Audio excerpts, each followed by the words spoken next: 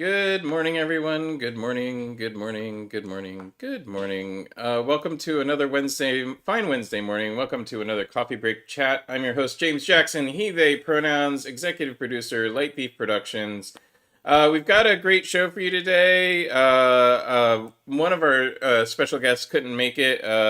Victor Fiorillo couldn't make it today, but he's going to join us in a couple weeks. But we do have Jennifer Zavala waiting in the wings here, and we'll bring her on in a second. We're going to be talking education, democracy's foundation. Let's talk about that foundation being compromised. Pennridge, Philly election, food security, housing security, working in jobs. Yeah, it's important to educate your kids. I am a recently new father, so I find this topic highly important myself. And I want to talk about it. And I think that interestingly, all of these topics um, are completely interrelated. Um, they are all about people uh, talking with each other, people working with each other, people being secure and safe, and um, having access to the basic things that they need. Um, at any rate, I'm gonna bring Jen onto the screen and let her introduce herself, and we'll get started. Welcome to the show, Jennifer. Please introduce yourself, your pronouns, what it is you do. Well, hello, my name is Jennifer Zavala, she, pronouns, she, her. I am a mom and chef owner of Juana Tamale in South Philly. Awesome. Juana Tamale, where is that? We are at 1941 East Passyunk Avenue, right at Broad and Passyunk. Yeah, it's a pretty good spot. You got a couple. You kind of got like the whole Passyunk restaurant corridor going on there, and you've gotten some pretty good accolades recently. Like like won a couple of awards and like had the Eagles, I think, have you over to cook for them. Like Yes, like a week, I think it was like 2 weeks ago. I had the opportunity to cook for the Eagles organization and team.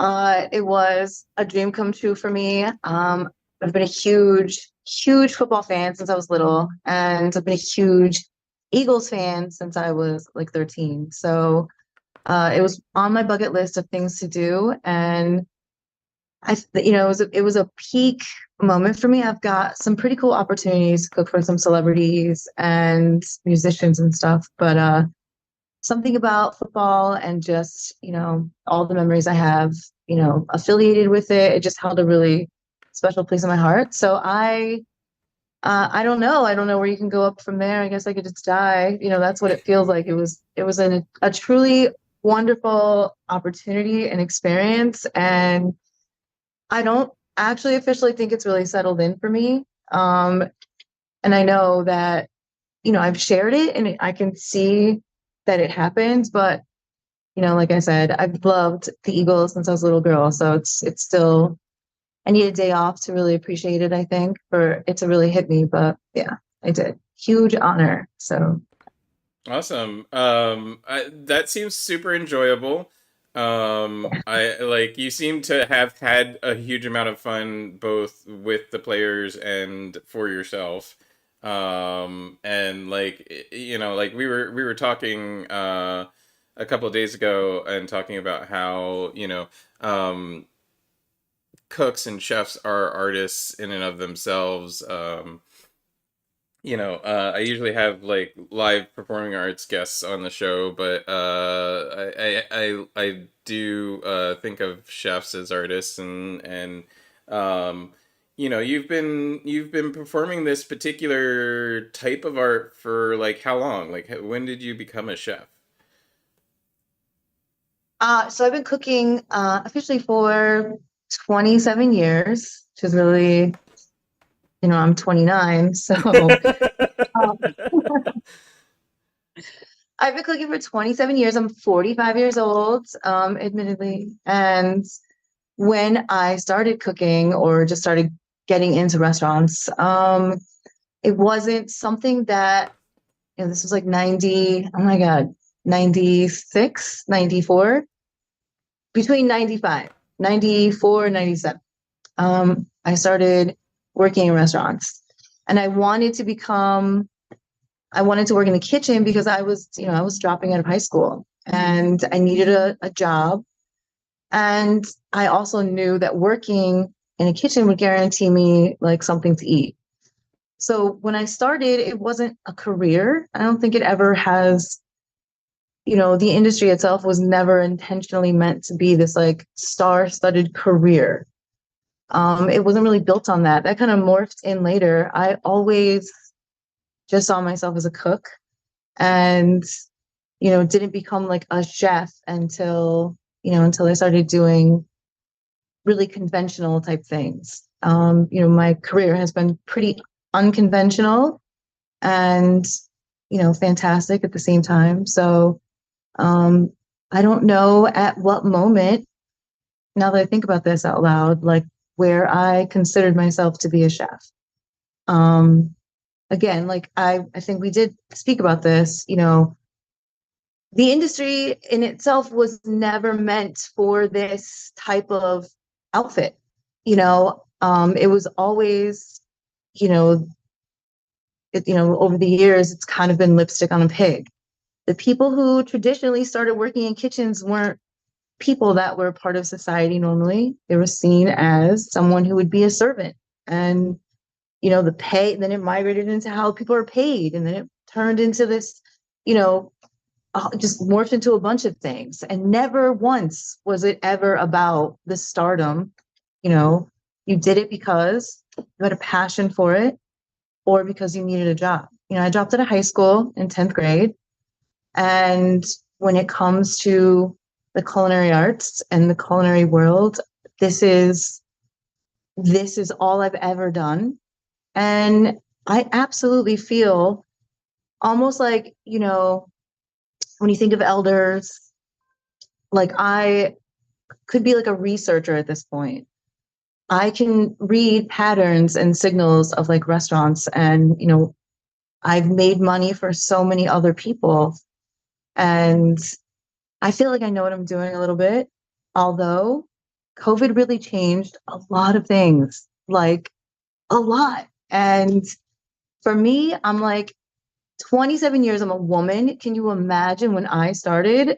There were no women. There were no women in kitchens. They were prep girls or garde manger. That's what you worked. Someone like me, like working the line was extremely challenging at times. And looking back, especially after COVID and seeing when everything comes to a halt, what happens? Um, I was like, this is a moment to recognize that, like, if I have done this for so long, what have I learned? And so opening this restaurant was the opportunity to say, okay, whatever, I can cook. Anyone can copy anyone else and make anyone else's stuff. This purpose was to say, this is what I've learned. And hoping to inspire other people to say, oh my gosh, I've learned that too. Because why would you want to perpetuate this toxic environment, right? It's a career. And a career is something that's respectable and refined. But that's the lipstick. You still didn't address the fact that, we're rolling in dirt. Um, and I think too, We talked about how like restaurant staff, like especially back of the house staff, the kitchen, that kind of thing, has always been like the place where like if you drop out of high school or you like, like you're addicted to something or something like that. I think Anthony Bourdain really made that kind of well known. Like that the type of personality that's in the kitchen is the type of personality that like can't we just like you just don't get along with people like for whatever reason. And so like I mean like all artists are that way. Like we talked about it, Jen and I sat down last week, and we were talking because I just went in to take a picture of her for the promo poster, but whenever Jen and I get together we end up talking for hours on end anyway. But yeah, like like all artists are like that. Like like we're all kind of like it's weird. It's not antisocial. Like like both you and I, like we have friends. We have a lot of people that like us and don't like us. Um, but it's at the same time, it's not like like most of what society expects doesn't fit. I guess, right? I think it's a common ground, right? So like, when you come into my safe space, my safe place is a kitchen. I can be myself. I can sing really loud. I can be upset. I can be sad. I can be really excited. I can be everything. I feel completely safe in the space that I'm in and most comfortable. And I think what I see in other people is also finding that common ground of where you're safe because, right, you don't have the traditional path that society puts on you. Oh, you're supposed to go to college, you're supposed to do this, you're supposed to have a career. Whatever it is, you're going to be better because you have this piece of paper. And that piece of paper is not so attainable by everyone. And so the common ground immediately is we're not privileged in any capacity. Right. And that is across the board, every shade, every color. And you come in here, so maybe you're miseducated. Who gives a shit? You're so welcomed here because we have one purpose to be a team and to work together and to get the food out. There is, when that is in sync, it is the most awesome feeling. We all chase it. That's why we're all broke because you don't get paid to love it like that. When you start getting paid the amount that you love it, I feel like a little bit of you dies, Well, and and yeah, I mean that's like so a lot of people don't realize it. I managed Dock Street Brewery for like a year, and like yeah, I brought my experience of like running teams for theater and how like how other artistic endeavors work, where there's a split between like the back of house and front of house. And I managed to like really get their system flowing like really good, because of that. Like like what you're saying, like searching after that. Cause yeah, cause that's the goal. Like, there's no amount of compensation that somebody can give you for a good show or a good night in the like when you just like turn the tables and everybody's food comes out perfect, and like like that compensation, that is compensation in and of itself. Unfortunately, it's not fair compensation, and you have often argued rather publicly about like compensating your employees and compensating workers in general, and like how people who do the work are owed like monetary compensation. So there was recently a reason why you're supposed to be on here with Victor is there was recently an article in Philly Mag where Victor did a profile of you. And like you guys are friends, we're friends, we talk outside of like this life of um outside of the life of like showing people what's going on, etc. Like we all have a public persona and a private persona.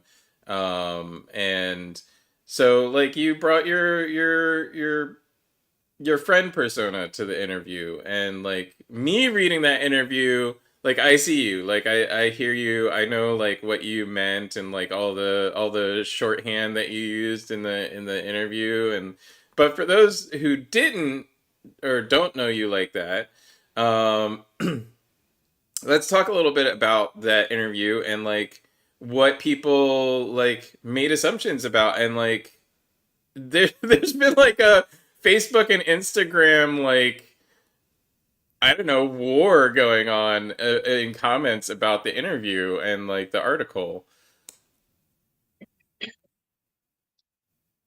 Yeah,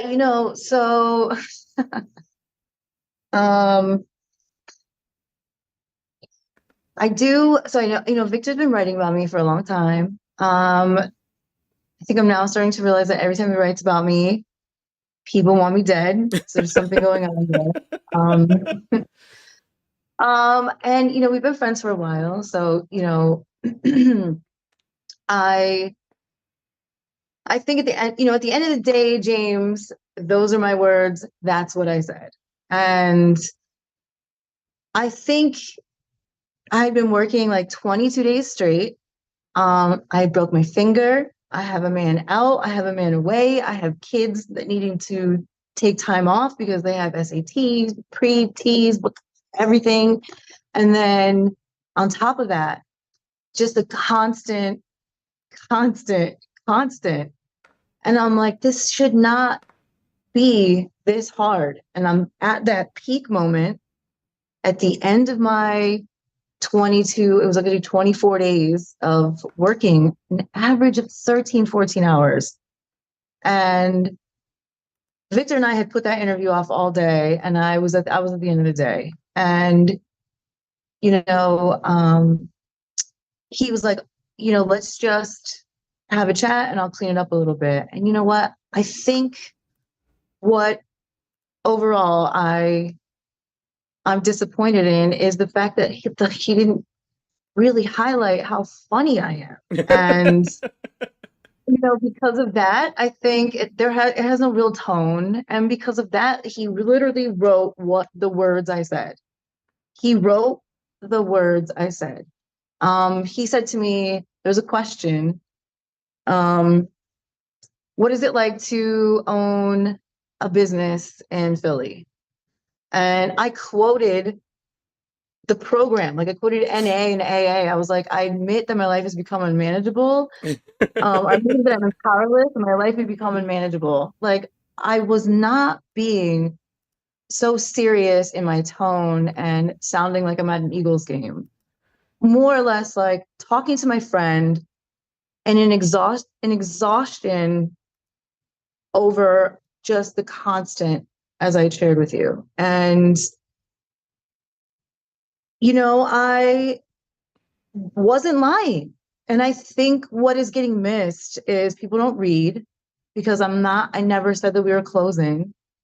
I never said I also didn't like people from South Philly. Um, and it just was like, it was so disappointing to see people's comments because I'm like, wow, people really aren't reading.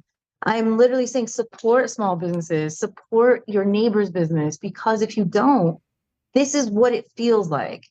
And through my Instagram, I have been very open and honest about this experience, and people like use that against me as if having this is some endurance test of your emotions. So I have a business. I'm not allowed to cry when, I'm having to pay $6,500 for an attorney that I don't have, over 8 inches of sign, or for almost, Wait, wait, two and a half months. I just wanna let's explain this 8 inches of sign thing, because like that's shorthand between me and you. But like people and what, like, I get the like frustration because Mm. I've been on the inside of it. But for people who are watching who like have never owned a business, or have never especially never owned a business in Philly, or had to deal with L&I in any way, or don't understand like how the city interacts with us on that level. Let's explain this whole story because I want to. So you own a storefront on Passyunk Avenue. There, We have a storefront on Passyunk Avenue. there, there are When we tenants. bought the business, we bought everything included in the business, which was the pre-existing sign out front. There's signage. We took it down. We put a sticker on top of one. We didn't take the whole light down. We took a panel down and put a sticker on top of it.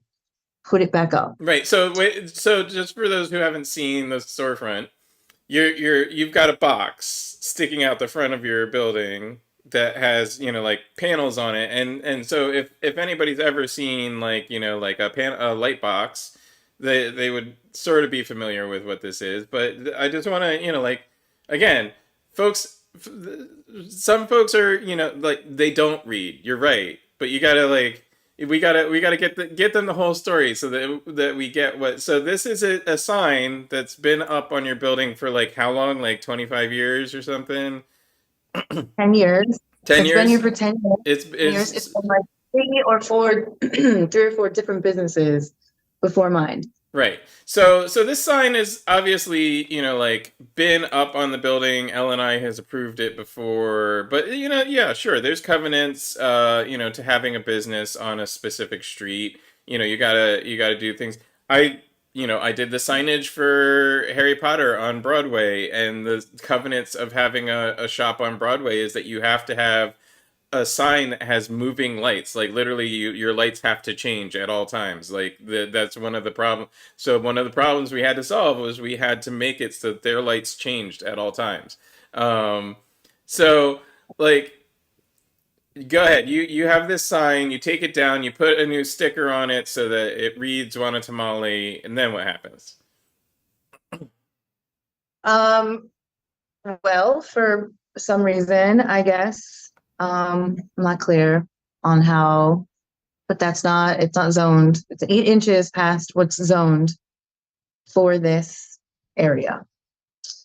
So we had to go to zoning hearings, and then, it goes past our capabilities. You have to get a zoning attorney, which is, not cheap. And, submit your plans and hope that, you'll be approved, and hope that it's not going to, you don't have to take it down. If you don't take it down, you leave it up, the city will come and remove it and then charge you a fee for having it removed. Little things like that. There are other people, who have had that same experience. So this isn't like a foreign thing. I'm not, sharing anything that's not new. And the process itself and the people that you interact with were very nice.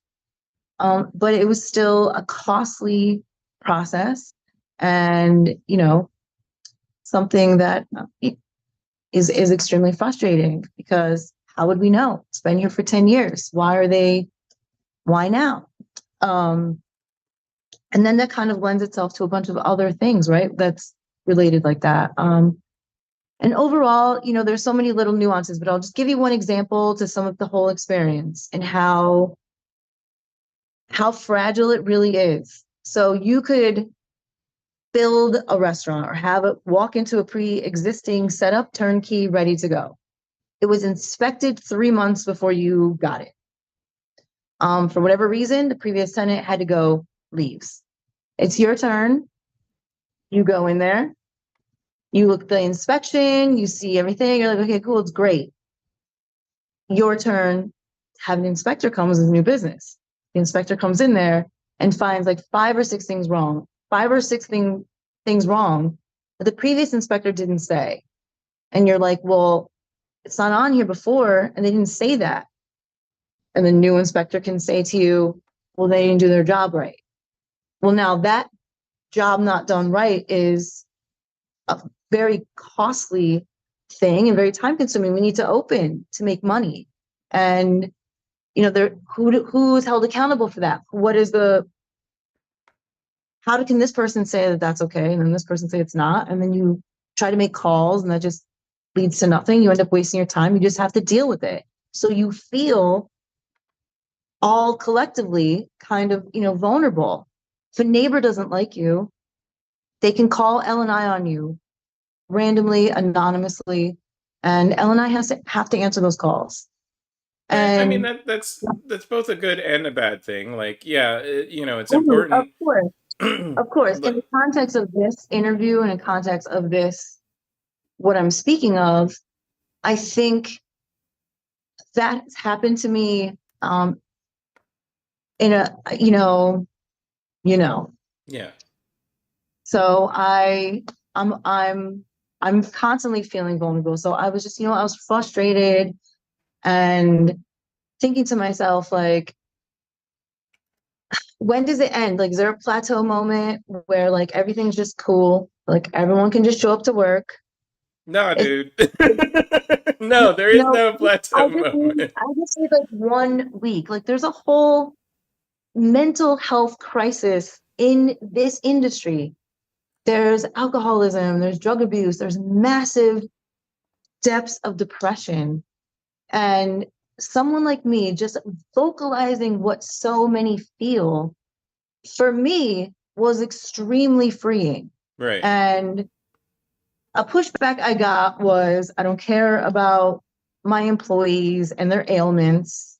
No, I care. I can't be pro worker taking all these hits and not also say, hey, maybe there needs to be some accountability on like how people view their jobs in this industry when you come across someone who like genuinely cares about your well-being here, in the sense of like, are you working the appropriate amount of time for you and your mental health? Because I don't want to have someone here working to the max end and they're just internally dying. That's I don't want that. I don't want that responsibility. Right. I don't want to push someone. And at the same time, I am asking people for an automatic gratuity. And when they come in here and they question that, they're questioning me and they're questioning Chris, my partner. Mhm. And I have to stand up to that, if you will, and I accept that.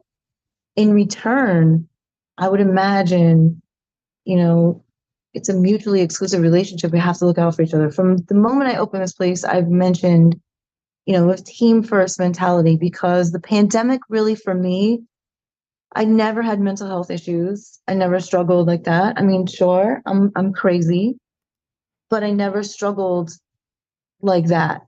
And what it did for me was highlight that, wow, I probably stress and trauma over the years of working, and the panic, I think, just caught up to me in a worldwide pandemic. And I didn't want to continue that, right? You break the generational curse. That's why I opened 3 days a week, and staffing 3 days a week, paying well, asking for a gratuity has been one of the hardest things to do. And I really have to ask myself, why. I've Everybody that has come to work with me never has anything to do with their personality. They got the job because of their personality. I loved and laughed with everyone. But work ethic is a different story and totally separate. It's why you don't hire your friends or work with your family, Right. because they're relying on that comfort and relying on the relationship to carry them to the paycheck. And no, this is real work. And what I have found is, I'm 45 years old. I have a 7-year old. I have a 17-year old. I wanted to open this business, so I could stop making money for other people and allow me and my family to sustain ourselves. Hmm. And I'm missing enormous amounts of time. When I'm here, I want to be with people who value that time too. They have a purpose outside of just this work. So being here has more meaning than just a job. I'm missing like I'm here to work. I'm not here with my family. So I would like to be respected. I'm prideful of what I'm doing, can show up on time and communicate because other people, it's such a small crew, rely on that communication. And what I've found is there is some sort of lack of communication happening or the ability to communicate. Um, I mean, if I had to put a name to it, I would say that it's kind of we're of a generation, like I'm within 1 year. I'm 46. I'm within 1 year of you, and we're coming into the age where we're the business owners now, right? And the generation behind us, Gen Zers or millennials, whatever you want to call them. So talking generations just for a second. I hate the fact that I don't know if you remember this from high school, but when I was in high school, like in my high school, we had a whole big conversation about what our generation was, and I specifically remember we were going to be Gen Y. We were born in the 70s, grew up in the 80s, and then there was going to be a whole nother generation that is the millennials, and they were born in the 80s, right? Like I don't I am I misremembering this? Like am I imagining this, or like I think we're different generations anyway. I could be wrong. Um but I don't know. I don't know. I feel like the internet really, skewed that a little bit I think because we that can all grow together with that, which I think is kind of odd. I Maybe think that. I think the internet but we started before right? Like internet wasn't a thing until I was a junior in high school. And then But looking at with the generation after, I mean, it became extremely advanced, like MySpace, yeah. and then so we all kind of did that together, like if you will. It happened really fast. It's weird to think about. Yeah. Like what, 2000? When did we have the internet? Like 2009? 90s 94 I was on AOL. In 94? Yeah. And Really? I was a nerd, so I was on BBS's before that. So I was on BBS's in 93 and I think 92 as well. We got our first like home computer in like the late 80s. Um Oh my God. yeah. Okay. Hmm. We had an Apple II that I learned to program on, and then like my mom was in graphic design, so she had Apples at work, and I worked with those in the 80s, and then the internet became a thing really in the 90s. And then like really early 2000s was when it like really started becoming like GeoCities, and MySpace wasn't until like 2005, I think. Oh my God. I love MySpace. Right? My underscore now, but whatever.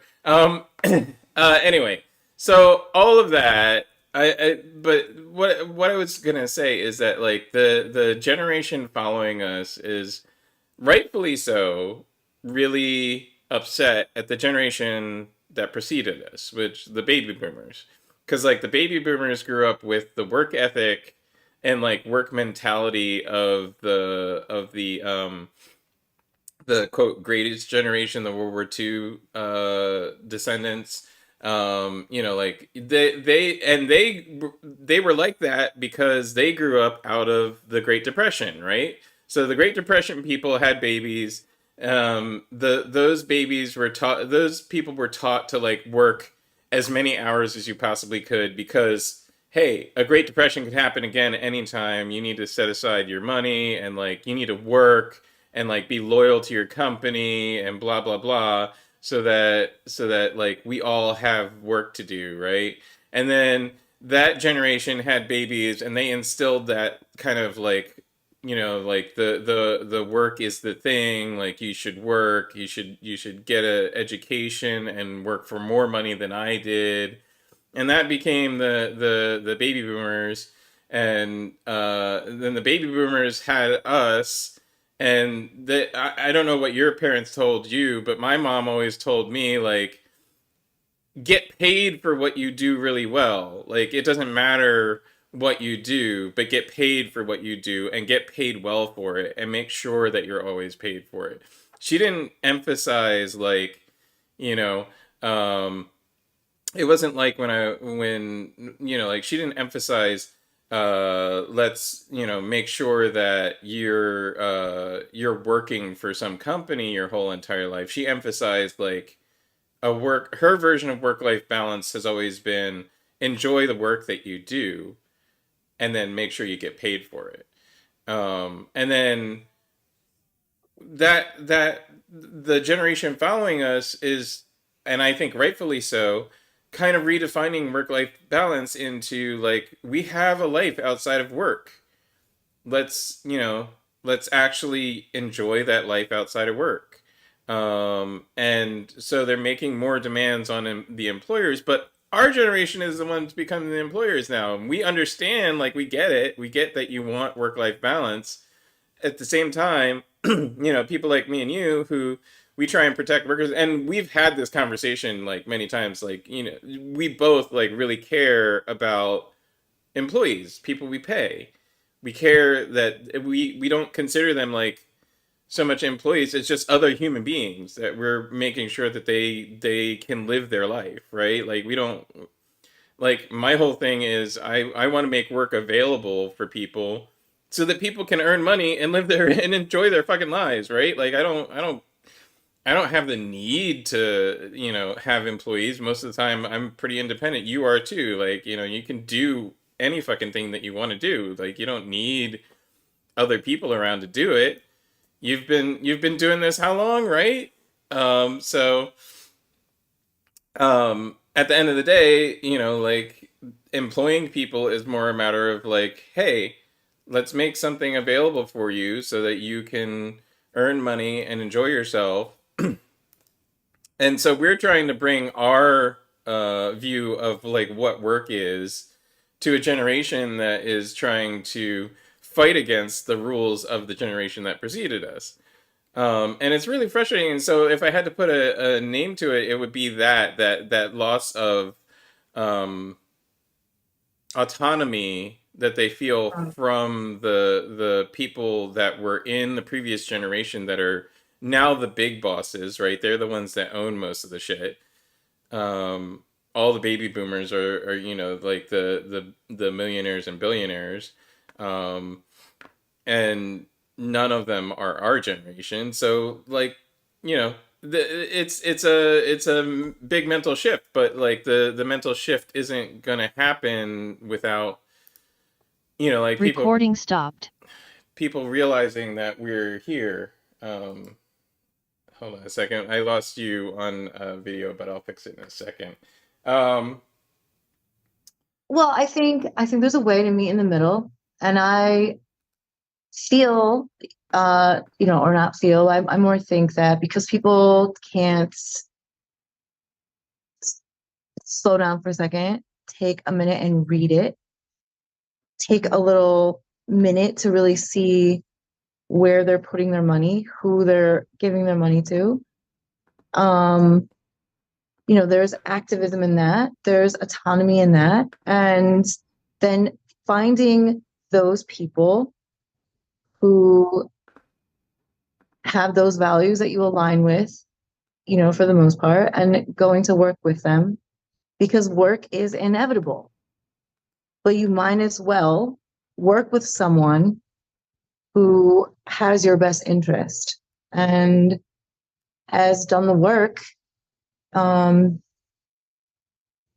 you know, to prove that. And I'm more disappointed in how people, just can't just slow down for a second and really see what I'm saying. Um, or really see what other people are saying, because there's people that are screaming out here. Um, it's very expensive all around, and some you are prepared for and some you're not. The profit margins on food are very small, and they take a long time to curate your guests to, flow with your neighborhood. I absolutely love my neighborhood. But I think just like the rest of the city, nobody wants to come to Philadelphia late for a variety of reasons. And, my frustration is in that as well. There are a lot of really wonderful things happening here. There's a lot of really great people and activists and members of the community that are doing wonderful things to support the community, advance their community. And when you turn the news on, all you hear is, Recording in progress. Oh, murder, stabbing, yeah. killing. You know, it's people don't I mean, want to I come into think the city. part of, and I wanted to talk about that part of this problem with Victor in the room, because like I think part of that is, the people who report on it. Like I'm sort of media, just in the fact that I run a broadcast. And Victor is definitely news media, and like like the stuff and way in which media reports things has an effect on those things in and of itself. Like, right, like when Yes, yes. you Let's take for example why I'm here and why I've continued to be here is right. because look at the okay, look at the title. And okay, I love you, Victor. Look at the title of some of these articles about me. Never once have I said anything disparaging about South Philadelphian people or the community that has been here for generations. Never once in any of my words. But if you read some of the way these things are worded, you would absolutely think I'm the biggest piece of shit, and I'm not. And what's really disappointing is that, which lends to what I'm saying, everything in my whole entire shop is has supported another small South Philly business. Every article, everything I've said is pro South Philly. When I said in my interview, when he said, "What's it like living in South Philly?" And I said, "It's like Wing Bowl and the church had a baby." Both things I've been to many times. I feel like I am in a position to say it's kind of like that. Philly is, especially South Philly, very community, wonderful people that look out for each other, but they will absolutely fuck you up like that, just in a heartbeat. And, I think when you see the AR-15s on top of Target and you see people fighting at Marconi Park, like, I'm not lying. But also, I love the South Philly, AR-15 on the top of target. We talked about this a little bit too. The difference in politics, I think, between say you and me and the guys trying to trying to actually and have attacked me and attacked you, um and physically, and like one of my coworkers, that's actually how I met one of my favorite coworkers. Is we were at Marconi just doing media coverage, and some idiot sucker punched the guy that I now work with. Like I hired him because he got sucker punched at Marconi Plaza. He wasn't a protester. He was just there, like like supporting his friends, and making sure that they didn't get in trouble, because you got all these, for lack of a better term, lugheads, like trying to get all. And you related a quote to me. Like one of your neighbors said, "Yo, I didn't even know that was Columbus until like all this came up." And right, which I think also lends itself to say to that person what mattered. Like, what mattered to them? what What mattered really mattered to them? was separate camps. What mattered to them, at least in my opinion, what mattered to them was like, they're protecting their quote unquote their neighborhood, right? And they're protecting their way of life. And so the difference in politics, I think, for us is like we're both of us are very inclusive mindset, right? Like we want everybody to be happy. Like I do anyway. I think you do too. I'm pretty sure you do. Yeah, otherwise you wouldn't run a restaurant. Like, like running a restaurant means like you want to feed people and like you want them to be happy. Um, and that's, I think, the big difference, right? The inclusivity versus the exclusivity. I don't think there's any, I don't think there's any difference. Here's the thing. Um, those who really gives a shit about Christopher Columbus? If you really wanted to if you really gave a shit about what he represents and who he is, you'd be at the library. You get the library fighting for books to be produced or to stay in the library. You really care about a statue? I think that's the whole thing. I think, and hear me out, because in all reality, I don't give a shit about either side.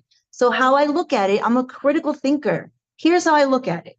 And this is me. This is and I can sound like a boomer, but I think if everybody, again, just slow down for 1 second and really saw it all happen, because I was watching it. I didn't step foot in Marconi Park when everybody was over there fighting with each other. I was like trying to tell people, like, don't go. Don't go, because it's almost antagonistic. I'm gonna go and show them some. What are you gonna show them? You don't really give a shit, because the fucking statue is a statue. The books, the schools, the education, get out here and fight for these parents, get out there and fight for inclusivity in that way. A neighborhood that is like, look at it like this. All this shit is happening all over, okay? And there's COVID, there's this, there's that. All of a sudden, there's a wave of people who don't live in this neighborhood coming in and saying, well, we need to take this down because it can't represent for you anymore. That is hypocrisy at its finest, which is why the books have clearly indoctrinated you to go to another neighborhood and tell them what they can and can't do, because you think Christopher Columbus is a colonizer and a rapist and abuser. Okay, maybe he is. Go address that in your neighborhood. No, I mean, just to be clear, like this whole thing started because James Geating, who is in this neighborhood, by the way, he runs a business on Passyunk Avenue across Broad from you. Just jokingly, huh? What's business? He's a dog groomer. Okay. He jokingly posted on Twitter that for Indigenous Peoples Day we were gonna take down the Columbus statue, and he was actually talking about the statue on Delaware Avenue on the in the park, what do you call it, Spruce Street Harbor Park. He was actually talking about that. He was joking about that. And he didn't mean anything about the statue here, and he was actually joking. Like, it was like clearly a joke. Like, it was in a long line of him tweeting jokes. And then people who hate watch him on Twitter took it and blew it up into this big thing. And I can tell you exactly who those people are, but I'll let you guess, because one of them decided to run me over. But that's you can't like, you gotta accept that. You can't blame the fires, and I don't see them. It was such a different time, and there was so much going on at that time that why weren't they going into West Philly and stopping like the SWAT teams coming in? Why weren't they doing that at that time?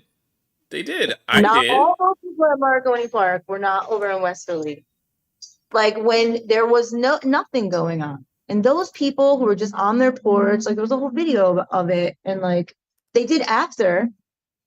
But that same mob mentality and that same thinking wasn't going over and doing that. And I guess that's what I'm saying, is that like everyone in that time was fanning the fires and like getting over here and blaming someone and doing that.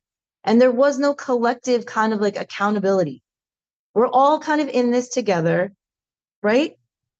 We all Well, need to like, and that's my point. We are all in this together, right? right. And we all live in this neighborhood together. And I think I have plenty of room in my life to. I don't give a flying crap if there's a Columbus statue in Marconi Plaza. I'd rather take down the Marconi statue, to be honest. But you know, who was an actual literal Nazi. But you know, let's. I don't even care if there are two statues there. I don't even. I never look at them. Well, now I look at them all the time because I drive past there. But you know, I don't care. Statues are not history. Statues aren't part of history. They don't even like Right, but they it don't even created this educate kind of people on history. contentious, thing. And, that's where, right, both you and I, James, have had to deal with some pretty intense shit just for wanting, not in anyone's particular area, the collective, like, inclusivity. Right. Like picking and choosing one particular neighborhood to do it,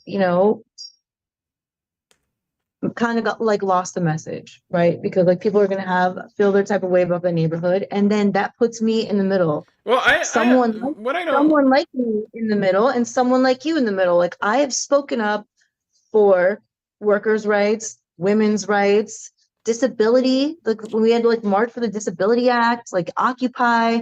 I have done the footwork for a lot of these things, and then to be on, excuse me one second, then to be put on some sort of like, I'm on the Antifa watch list because of that. Fighting for your sons and daughters to get paid and be respected, whether they're a woman, they're a person of color, they're gay, they have one hand. Like I've been out here like making sure that everyone just has a fair shot.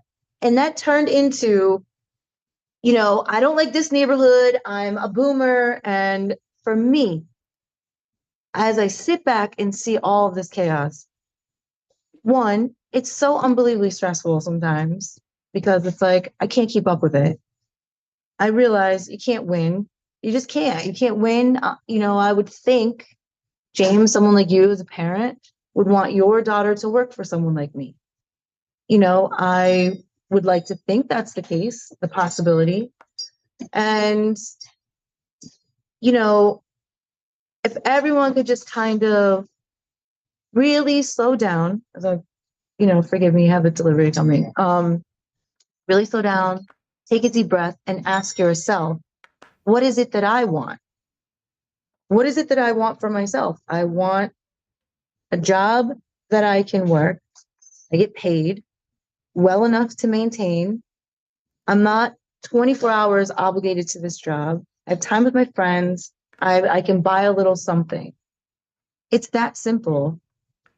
But nobody really wants to get past blaming anybody and why they are where they are. In my interview, I was extremely frustrated. If I went down to detail about why I was frustrated, which I did with you, James, and you were like, holy shit. And I'm like, okay, as a business person, I've extended my hours, I lowered my prices, I still pay the same money. I still ask for the gratuity. I still care about people not having to work more hours than what they agreed to when they got hired here. So I'm working here and thinking this is how it changes. This is how it works. When the city won't allow you to do that for, we've expressed for the variety of reasons. And then the staff can't get past whatever that is, whatever the work ethic is, whatever is just to show up. I feel like I should just close because I can't win in this middle. But I believe enough in what I'm saying and what I mean to other women of color, and other people who are like me out here. I believe that if I close up and give up, then they don't think that's possible for them. Right. And in my neighborhood around me, for the people that don't like me, you know, summing them up as some sort of, QAnon gravy sale. We'll just, I don't know, forgive me. I don't want to offend anybody, but I'm just saying, let's just sum that person up that that's who they are. Okay. At least allowing them to take a step back and respect me enough so that I'm not going to come in here and try to hold Antifa meetings here in your community. Like, I just want to have a taco shop. I want to pay your daughters and your sons well. I want to have fun. And I want everyone to take accountability in their part. Like, and if I may just address this, because I got so many women messaging me about this. You really think me, as an old woman, doesn't understand about a woman's menstrual cycle?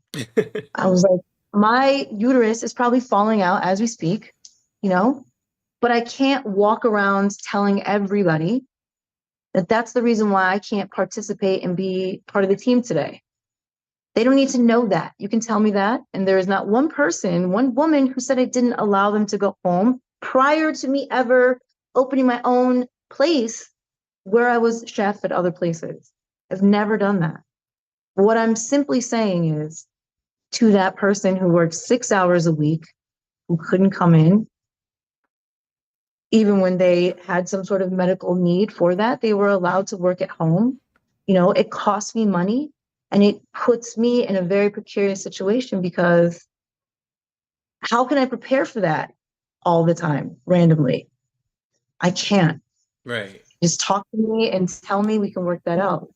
But there are people who have abused that, as well as, the train is late. This is that. After a while, as employers who have to make the decision of staying open or closing, I think these things come into account.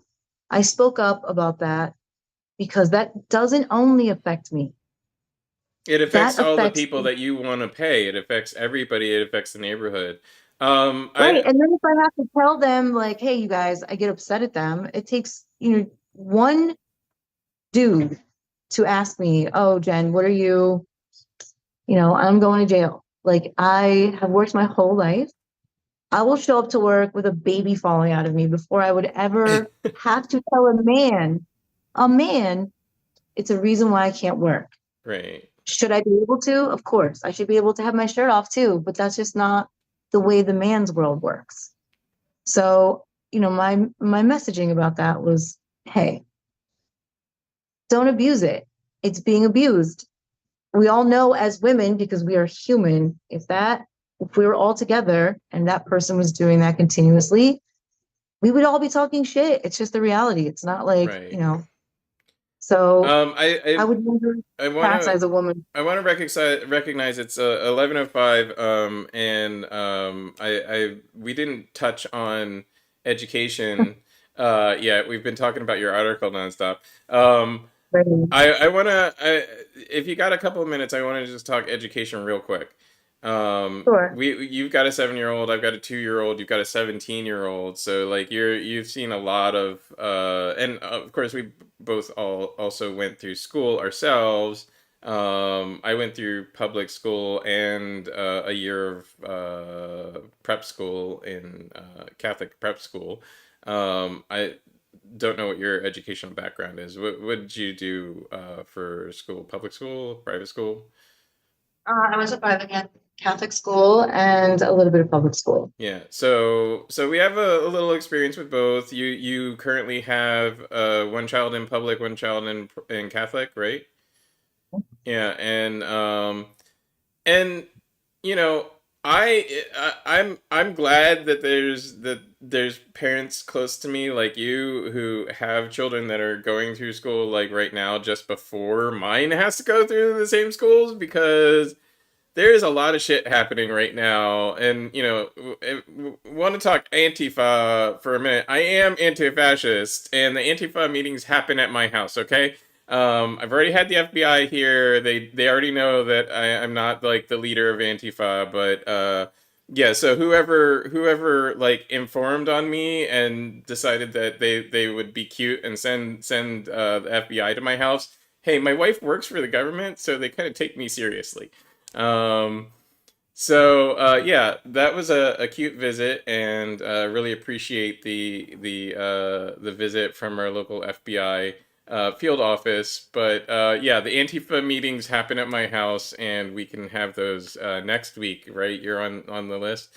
Um, anyway, there's a lot of fascist, for lack of a better word, shit happening in education right now, and it's really kind of creepy. The Scholastic Book Fair. I know you went to them when you were a kid. Everybody went to them when they were a kid. Your kids probably go to them now. Um, I just went to one yesterday. it's a company, they sell books, they sell kids books, they sell them at a reasonable markup so they make a little money. They actually discount them from like what you would get them at Barnes and Noble or whatever, and they make collections. They like pre-read everything, and they collect the books, and they make sure that they're good for like most kids to read. And they try and like kind of act as a little bit of an editor, but also like a good source for good things for your kids to read. They recently announced that they will be creating a separate section of books which they may or may not bring to each school, that have anything to do with race and or gender, because of the state laws that have been passed in places like Texas and Florida. I don't, like, why do we have people outside of parents, outside of parents of individual children, deciding what they can and can't read, as like who decides that like a book is dangerous enough to society that you can't let your kids read it, right? Like, why is that something that's out of our hands?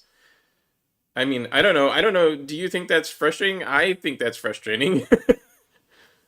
I mean, you know what? When I was, I just told this story like not that long ago. When I was like 13 or 14, my Uncle Tommy came to visit from California. It's a young single stud muffin. This was pre-internet, and he had a bunch of Playboy magazines that he brought with him. When he moved out, he left those Playboy magazines, and my mom put them in the basement, like really far away. And I found them one day. What do I care about those magazines? I don't care, but I found them and I thought it was really funny. And I'm like, oh my God, Uncle Tommy left these magazines. And then one day, I'm from Connecticut. So like, I lived in this place called Cromwell. I lived in Cromwell Hills. And we had a fort in the woods, all the boys and a couple girls. I was kind of a tomboy. And I got the bright idea that I was going to sell the Playboys to my friends. So I brought them into the woods and sold Playboys to the boys in the neighborhood. $1 for the small boobs, $2 for the big boobs. Later that night, Jason Robinson's mom and Jason Robinson's dad came to my house and knocked on my door and said, your daughter sold my son these Playboy magazines. And my stepdad looked at me and said, good job, son. And laughed and closed the door, and that was it. Jason Robinson's fine. Everyone's fine. Like, I just, these fights and wanting to do these things about certain books is so comical. There are literally schools with asbestos in it. There are teachers who are like charged I mean, with, I've said this before. As a parent, it feels more like our job isn't so much guiding our children as making sure that they stay alive until they hit their like 20s. Like that seems to be like the So it's just like it's so taxing. It's this I respect everyone's decisions and what they want to do with their lives and what they want to teach their kids. I absolutely respect people who have a religious path or, want to live a life of purity. I know somewhere in their life there's an down pineapple and a like perk 30 somewhere. So I know it's all fake in reality.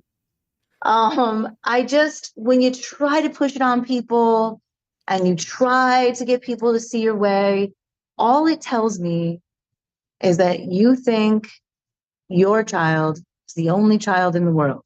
right, And for me, that just makes me want to take my child away from them. right. So homeschool your kids. The school But system, the homeschool system is corrupted by the same people. The homeschool system is designed by religious nut jobs from Utah. listen, the Swiss, what is it? Swiss Family Robinson did fine. Little House on the Prairie did great. Start your own thing. Do your own thing. I mean, I don't know. Like, it's such a weird. The government doesn't care about education. It's the first thing they cut. It's the first thing they take But from, it's the and we're first like, thing that they should care about. Like the I title of this do. episode is It education is. is the foundation of Of because course. literally And the we're founding fathers idiots said fighting about education was we're the idiots. foundation of democracy. James, we're idiots fighting about books being in schools and not the people who are like neglecting the schools, getting fat paychecks and putting their priorities somewhere else. Like that's why I'm saying it's so frustrating watching people like nitpick about books. Well, The whole system sucks, the whole you point know? seems to be, I mean, and this might be, like bringing the lead to the front. The whole point seems to be to make people like me and you lose faith in the educational system, so that we all do homeschool our kids and there or pay ridiculous amounts of money to third parties to educate No, our kids. they're allowed to be disappointed with the school system and want to actively get them to change it versus like, go and, go somewhere else or go pay an exorbitant amount of money. Right, and that's why What I think people that, have to do, they're not going to do. What people have to do, they're not going to do. The bigger fight is go hold the superintendent accountable and the board of education accountable. Fight, we're arguing, not we. People are fighting over books. well, I think that to your point, a local school district, Pennridge School District in the burbs, recently, and as I've said on this show many times, had a push. They put two board members who were elected are part of and associated loosely with the group Moms for Liberty and the conservative movement to undermine general education in as far as public education. I call it undermining. They might not call it undermining, but when you're taking books out of schools and removing the access for children to those books, I think that's undermining. I think that that's absolutely undermining. I think that you can't find another word for it. When you take information away from children um, without, without that specific child's parents' involvement, I think that is undermining education because all information should be available to children if you actually want them to learn something. Anyway, the school district then became conservative majority on the board. Pushed through a curriculum change to the history curriculum from from a guy that's associated with Hillsdale College, which is an ultra right wing um, anti CRT course of study, and push through this curriculum that basically rewrites history so that it reads like every pro USA thing that we were exposed to in the 80s. Um, the parents are actually fighting back. And this has gained enough notoriety and attention that Salon, the national magazine, actually wrote an article about the parents organizing to push back against uh, this assault on education. Interestingly, um, when that reporter did his research or her research, I'm sorry, I didn't realize who wrote it. Um, when that reporter did their research, Amanda Marcotte did her research. She found that all the folks that are pushing this kind of um, narrative of parental choice of trying to get books banned because the parents don't like it, of pushing the narrative that we're making little white kids feel bad, um which is a bullshit narrative. None of the little white kids feel bad. They don't even get, like, they don't understand their relationship to Christopher Columbus is more tenuous than the South Philly Italian relationship to Christopher Columbus. They don't get it. They don't care. They just go, "Oh, he was a dude. He sailed here in 1492. Great. I have to memorize that. Fuck." That's their relationship to Christopher Columbus. I'm sorry, you're not going to convince me that saying Christopher Columbus was a gentrifier and a genocidal maniac is going to hurt the feelings of a little 7-year-old in your public school. You're just not going to convince me of that because it's bullshit. Anyway, uh, so what they found, though, that was all these folks are actually following a script that was written by a few people driving this kind of effort to undermine education. And the script is pass a bunch of things all at the same time. Take over a school district, make it majority conservative, make it majority people who are aligned with our values and our organizations. Actually fund school district runs so that our people get in there.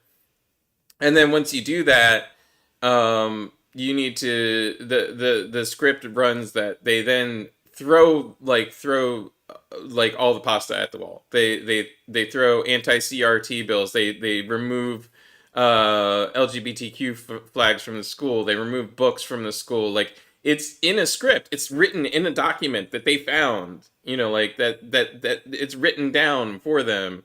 So it's nice that the parents in Pennridge School District are organizing and fighting back and saying, no, like, I really actually want my kids to be educated with, like, real history. But I think it's important enough that if it's important enough that there are people organized to do this stuff, it's more important than leaving it to, like, small organizations of parents to organize and fight it. Or do you disagree with me? So, okay, so you don't think you don't think they have a chance? I didn't understand that last part I that don't. you Yeah, said. no. I mean, it's kind of accurate what you're saying. Yeah, I don't think that. I think that parents don't necessarily have the not a chance. That's not the word I'm looking for.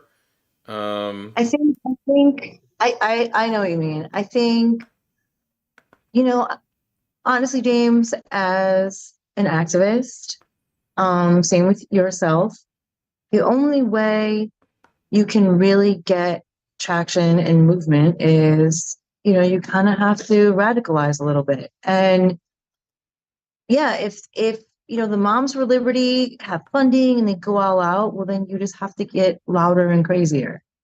You don't go away from, what your message is. You stay on track with that. But how you go about it has to be, you have to radicalize a little bit, get louder, show up more, insert yourself into those spaces, But I mean, demand. when there's rich people using their money to try and essentially break down our country by taking little bits of it from us at a time, does that not deserve organization? Does that not deserve, like other than, like, yeah, we're each individual activists and we each do these little things, but does that not deserve, like somebody creating an organization? Like we often say Antifa isn't an organization, it's just a philosophy. But does there deserve to be an organization that is actually actively anti-fascist and and organized? I mean, there's bills. All of those things get so complicated, in Western applications. So, let's look at France. I've been saying, especially because I know I've seen a lot of people talk about, what's happening over in the Middle East and stuff. And you know, what can you do? Does posting a video help? No, I said, look at France. You really have to ask yourself, am I an activist? Am I advocating for my child and for everyone else's child who's like my child? Okay, what does that mean to me? It means a sacrifice in some sort of capacity, financially, mentally, physically. There's all different levels to being an activist, but you have to accept that there is a sacrifice. And when you're up against big money and you're up against all those things, you have to radicalize, just like France. France is fighting the police, they're fighting the government, they're in the streets, they're relentless, they're not giving up. You have to believe 100% in what you want for your child and everyone else's child, enough to put yourself on the line, just like those people from Moms of Liberty are doing. Like, think of it as a business, as a competitor versus someone who is not morally aligned with you, because then you put too much emotion in it and react emotionally versus react like with a plan and organizing. People can't organize nowadays because they're too reactionary to everything. They're too emotional. You have 3 seconds, 3 minutes, 8 minutes to get someone's attention, and then they're on to something else. So, how do you organize that? People ultimately have to do a little self-reflecting and say, listen, what I want for my kid, I want for everyone else's kid. So I'm willing to put some money here, speak on it publicly, or organize it consistently. And I think, you know, people complain about education, people complain about everything. They really have to do something about it actively by making some small sacrifice to pursue that for the greater good. I know, again, as I'm saying some of these things, I feel like such a boomer, but I don't think I'm off. I don't think I'm off too much. That ultimately that's what has to be done, especially when it comes to education. Um, that's so personal and important to everyone, and it should be fair to everyone. And trying to whitewash it is extremely uncomfortable, but a possibility if people don't fight back consistently. So, James, are you there? Yeah, I'm here. I'm just listening. Okay. Okay. Um, I I don't know what the answer is. I often say I don't have the answers. And the reason why I like having artists as guests is because we often come up with great ideas that could be answers. I don't know that we have the answers in this one. Like, we look at, um we look at education, and then we look, like Pennridge is an example, but it's in the burbs, so they're funded well, like the. I guess maybe I have a cynical way of thinking about this, James. Like, I have no confidence at all in, and you can, these little moments, and parents that can afford to pay, and people who, can have the time to, like, manipulate it and work it out, great. The reality is we are potentially could be going into World War III. We are funding wars all over the place. And I can get on the street and walk around City Hall and scream and yell until, until my tits fall off. If the money is not going to be given collectively on a large scale, then it's forever just going to be this way. Personally, I think it should be completely dismantled and rebuilt again, because that's where we're at. It's going to be like, again, when your child gets bigger and you have to start to really interact with some of these parents, you're going to meet some amazing, wonderful parents that you love to share and live in this community with. I know for us, we are very fortunate to have that. Both of my kids are in really great schools, and we feel very welcomed, and like we're all trying to work together for the same thing. But you're going to meet those parents who, make it it's a lot more difficult for everyone else by having the mentality of my child is way more important than your child. And they are to them, but in a collective, they're equal. And I think, mirroring back to my interview, that's what I'm saying. Like, you can have all these problems. You can lie about the reasons why you can't come to work. You can lie about the reasons why you have to leave to work. But as a collective, we're not going to do anything and make any changes if we don't take accountability that, we have to do it as a team. It can't be one person doing more than anyone else. And it's hard to get that to happen when there's so many different dynamics. So, well, what I was gonna bring up is, so we live in Philadelphia. Your kids have been in the Philadelphia school district, and like the choices that we have are relatively limited as far as geographically, like what school we send our kids to. Like we can make them part of the public school system, we can make them part of the charter system, we can send them to Catholic school, whatever. I'm never, to be perfectly blunt, I'm never sending my kid to Catholic school. I went to Catholic school, and like the politics of Catholic school does not in any way support children. As far as in my experience, like it was all about my parent, like my Catholic school experience was all about who my parents were. My mom was an artist, my dad was a mortgage banker, and neither of them was particularly religious or had given any money to the church. So I got a worse education. I got, like papers graded as Fs that were the same papers I would have submitted in public school and gotten an A on. And actually were, because I did the same courses over again in public school the next year and got all A's. So, so I'm never sending my kid to Catholic school. But then we look at, charter schools, and recently the Black Charter School Coalition, and the parents who support it blasted Philadelphia's public school board for being corrupt, in their opinion. Now, the school board is black-led. It's majority black school board. It's a majority Democrat slash liberal school board.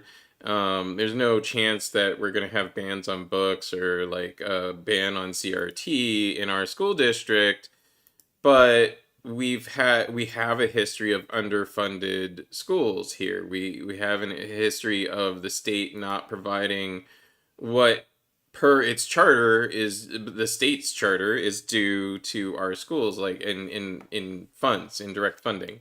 Plus, we have asbestos and all the other things, that come with having school district buildings that were built in the 50s and 60s for an estimated population that hasn't been realized. So, how do we fix all that? I don't know. Charter schools don't seem to be the way, but, because that takes money directly out of the school district and puts it into a private company's hands. And then, and then you have fights like the one that the black charter coalition started with the school district, which is because between 2010 and 2021, 8 of the 13 schools that the district moved not to renew or to revoke their charter were black led.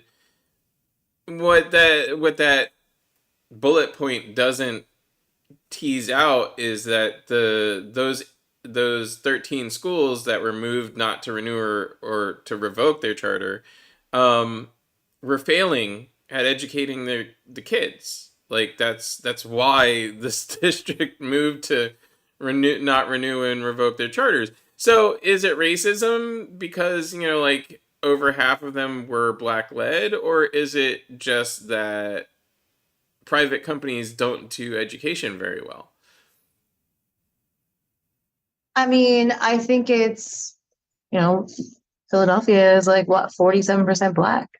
60. So yeah. 60% of the population is black, is non-white, essentially. And that's all you need to know. Go look at like predominantly white communities and see what their school system's like. And there's a lot of excuses and passing the buck on, who's going to take accountability. And then that's when it just keeps migrating and turning into not my child.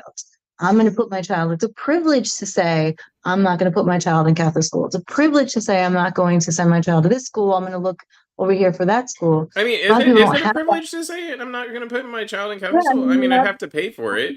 You have the option. You have the opportunity and the mindset to think that's a possibility.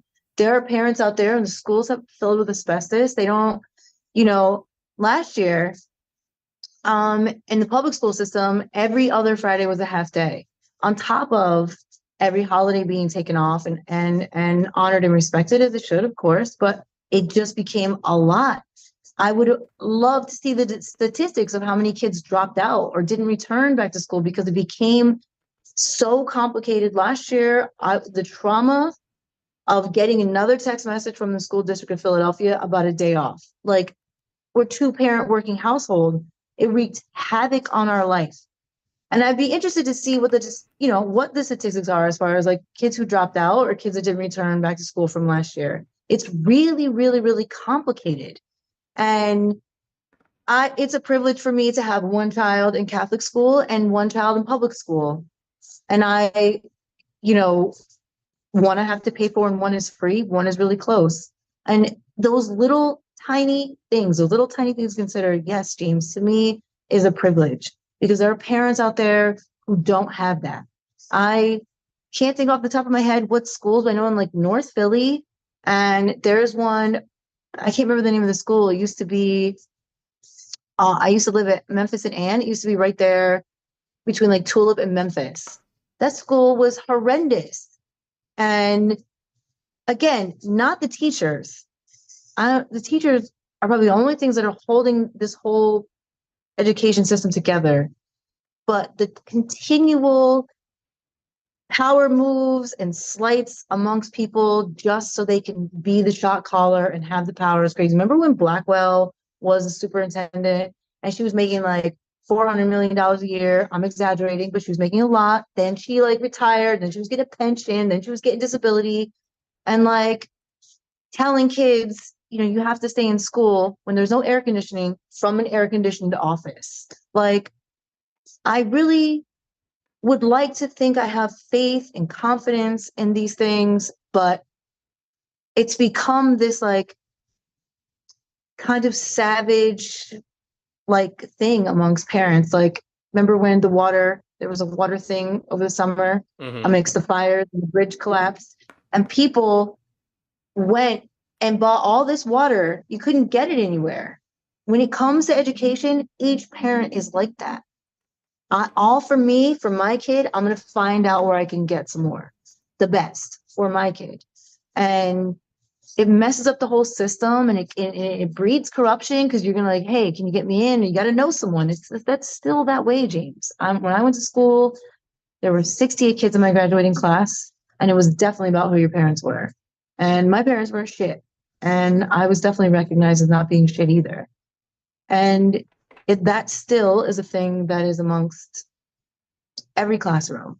Whose parents are what and whose parents do whatever. Those parents, everyone work together and put pressure on the school board and ask questions about where the money is and ask questions like held the PPA accountable. Because at the end of the day, they were the ones that were supposed to be funding this and like filling in that gap, from the taxpayer. And that's a whole other thing. So it's like, again, if people aren't really going to put those in charge, if they're not going to put the pressure on them and hold them accountable, then complaining and wondering is all for nothing because we're doing it to ourselves. And we can't put these people and have them be voted on or whatever, and then not continuously put pressure on them when we are displeased and dissatisfied. So education is extremely important. As someone who dropped out of high school, I'm looking at my son who's getting ready to graduate high school. I can't believe I have a high school graduate, soon to be high school graduate. It's so unbelievably important. Your mind, your energy is so fragile and so important. And it makes me wonder the bigger picture. Knowing this, that your formative years and all the information you're going to absorb, why is it so neglected? That is the real issue. Why is it so neglected? So you don't become a critical thinker, confident. You don't find the internal wherewithal to figure out how problem solving skills. You just become defeated because that's what it feels like when you go to a school and you're eating jailhouse like meals and there's no air conditioning and there's asbestos and parents are arguing about what books, about what you can have and what you can't. And it comes nothing about these kids. These kids I've worked with here that I've hired here, from my own kid to his friends to the kids that I work with at CPAC. These kids are amazing.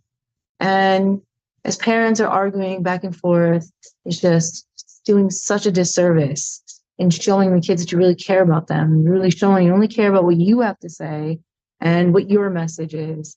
And, in the end, we'll see what that does to this generation. Hopefully they raise hell and hopefully they riot and, become more about action and because they get tired of sitting around and listening to people argue and not allowing them to be heard. I don't hear any kids in interviews being asked, what do you want? What do you want in your school? It's all about the parents. You're not going to talk to Susie. Susie doesn't want to read about anal sex. It's like, honey, we know how Susie got here. Just let her be free. Let her be free. Let women know about their sexuality. Let men know about their emotions. Let us all know that we look different. We're going through the same shit is really hard. And all we all really care about that makes us better than anyone else is money. Because ultimately, that's always what it comes down to. I'd like to think I'd teach my kids, something else because we don't have any money. Spirituality, self-awareness, self-care, self-respect is really important to me. But at the end of the day, everything's always about money. And who has more of it makes them better than someone else. And,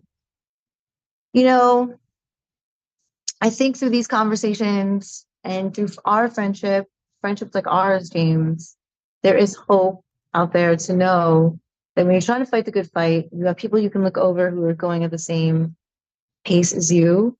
And I feel very fortunate to know that, as different as we are, that's something I've always loved and cherished about our friendship is knowing that when it comes down to fighting the good fight, you're going to be right there.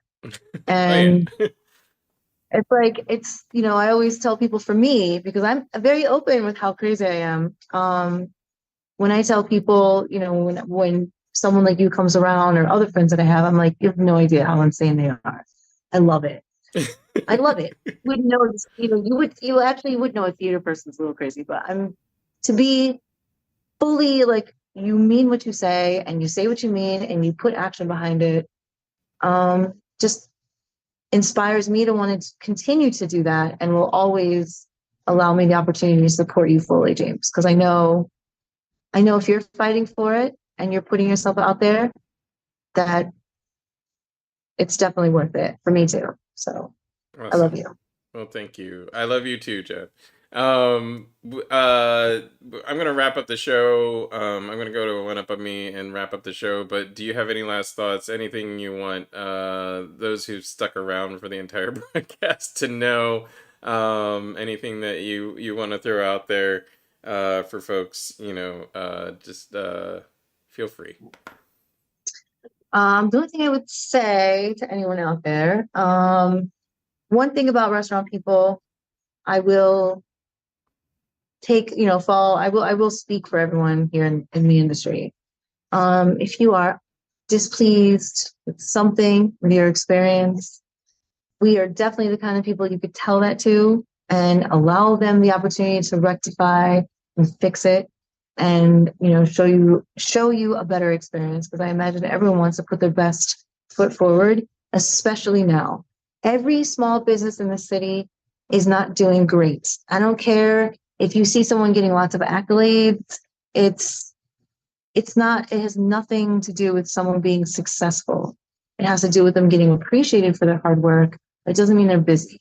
So I could be on TV, I could be winning awards, I could be doing this podcast with you, James. It does not mean that my doors are going to be busy when I'm open. So please, please, please, please, please support small businesses in your neighborhood. If once a week, twice a month, if you can, we really, really need it. And it's so important, because I think then and only then will then I be accepted in my neighborhood as being able to say that it was a fun, exciting place in South Philly, just like all the other small businesses, because we're all unique and we're all just trying to make ourselves money, not trying to make someone else money for the rest of our lives. So please support a small business. That's all I ever care about. That's all I ever fight for. And make sure you have a plant-based diet once or twice a week, a month if you can. That's my only advice. Awesome. Thank you so much for joining me, Jen. Feel free to stick around in the Zoom. I just take a couple minutes here and wrap up the show. I really appreciate you jumping on. Feel free to jump on anytime as a guest. And let me outro the show. And if you want to stick around and chat more, I'm available. If not, feel free to jump off. Yeah, I gotta go, so I'm gonna jump off. But thank you to everyone that stayed and watched. James, thank you, and yeah, love you. Thanks. And thank you to the folks that watch this every week. Really appreciate it. Really appreciate your time and attention. We try to bring you information on the things that are going on locally, nationally, internationally, and get you involved with a different perspective. Hopefully you enjoy hearing the perspective of artists and makers the world over, because that's what we try and bring you.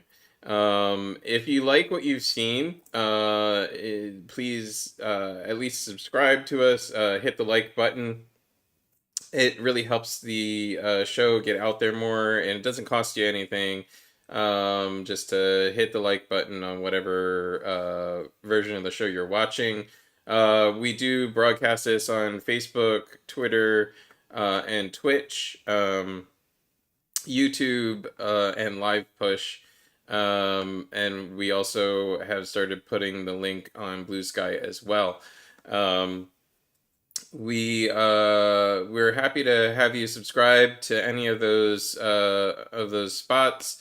Really appreciate you watching, and hopefully you'll enjoy the next couple of weeks. We've got some great guests for you coming up. We hope to have Nancy Siegel and Penny Bean next week with Fever Dream Repertories, All in the Timing. And we'll be talking hopefully with Victor Fiorello and Rick Lewis in 2 weeks. We might revisit some of these topics because in 2 weeks it'll be election time. It'll be just after the election, the election happening November 7th, of course. Please get out there and vote. And if you are are a mail-in ballot person, please return your mail-in ballot. Make sure to sign it and date it, and make sure to return it. With that, hope you enjoy the rest of your week, everybody. Tune in next week, and look forward to seeing you then. Thanks.